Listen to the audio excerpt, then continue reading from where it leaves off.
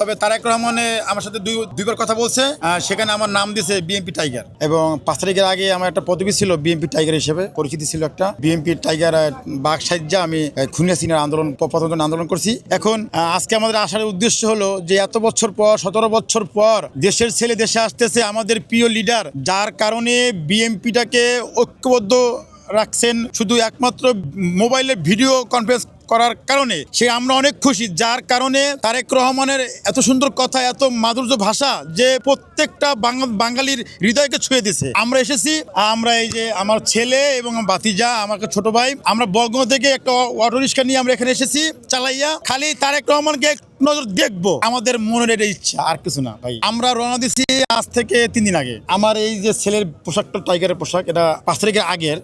আমার ছেলে এলাম টাইগারের 28 অক্টোবর আমার ছেলেকে নিয়ে আমি এসেছিলাম টাইগার সেজে। সেদিন যদি আমি বলছিলাম যদি আমি মারা যাই আমার ছেলে থাকে এই আন্দোলন সংগ্রামী, ঠিক আছে। নেতা কর্মীদেরকে উৎসাহ দিছি, আমরা তাদেরকে সবসময় আমরা দিছি, সাহস যোগাইছি। চার দোকানে বসে মানুষ বিএনপি কথা বলতে পারতো না, কিন্তু আমরা এই বুকে ট্যাটু আঁকিয়া তারেক রহমানের আমরা কিন্তু রাজপথে ছিলাম। একটাই কারণ ছিল, নেতা কর্মীদের সাহস যোগাইছি আমরা। আমার সন্তানকে নিয়ে আসার উদ্দেশ্য একটাই, যে তারেক রহমান একটা ভালো মানুষ, একটা সৎ মানুষ, এবং সে আগামী ইনশাল্লাহ প্রধানমন্ত্রী হবে। আমার ছেলের একটা ইচ্ছা যে তাকে দেখবে, যে বাবা আমার তো অনেক মিছিল মিটিংয়ে নিছো, এই শেষ একটা মিছিলে আমার নেও, সেটা তারেক রহমান আসবে, আমি যাব। এই ছেলের আবদার পূরণ করার জন্য আমি আবার পুনরায় এসেছি। তবে তারেক রহমানে আমার সাথে দুইবার কথা বলছে, সেখানে আমার নাম দিয়েছে বিএনপি টাইগার।